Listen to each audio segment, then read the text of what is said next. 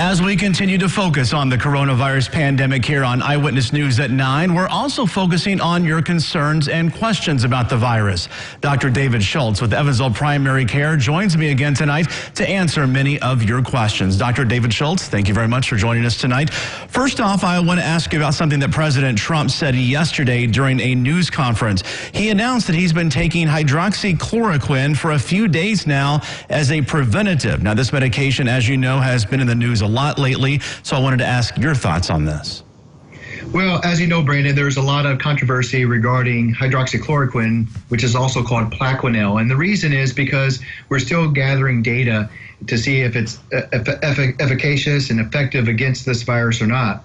There are studies out there that show if taken early on, it actually may reduce the amount of time and also the severity of symptoms. Now, that said, there are other studies out there that suggest it may not do much good for the person that's taking it.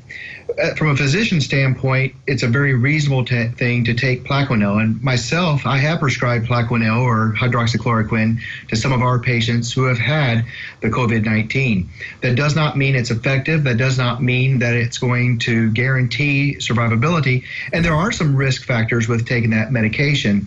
However, one of the things I think this points out is the importance of the physician-patient relationship, and that sometimes practicing the art of medicine is doing that which seems to make sense at the time. And so from our position, I think more research does need to happen before we can say this is definitely should be part of the treatment plan and algorithm. But for right now, it needs to be on a person-to-person basis between the physician and their patient.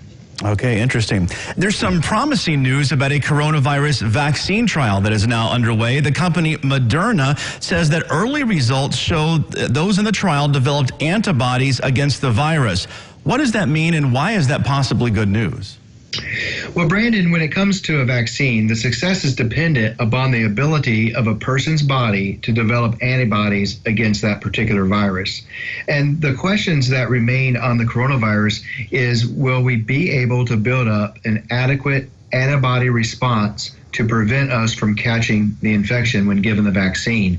And so that's what really has been the holdup, Brandon, in trying to develop a good vaccine, is developing a vaccine that can cause enough antibodies to be made to give immunity and to make sure that those antibodies last for a substantial period of time. And you told me that you were taught early on that developing a vaccine for the coronavirus is not easy at all. Why is that? Well, Brandon, back in medical school, we were taught that coronavirus is one of the more difficult viruses to develop a vaccine for. And we were further taught that they would be surprised if we ever got a vaccine for this, quote, common cold, end quote. Reality is this is not a common cold anymore. And so the importance of developing a vaccine is even more important. It's a very complicated vaccine. It changes. It has a very rapid rate of replication. And those are all important when trying to develop a vaccine, because you need to develop a vaccine that can attack a virus and keep it from replicating and then allow the body to clear it from itself. Now, if this trial does prove to be successful, what steps would it have to go through before it's even made available here in the tri-state? Well, normally a vaccine, once it's developed, has to go through a series of trials and testings and so forth. And it takes often years for a vaccine to become available. With this case, there are going to be some exceptions. It will be on the fast track. And so it will still need to go through some studies. They will also study in those who are at very high risk first, because those are the individuals that may need a vaccine sooner than other individuals.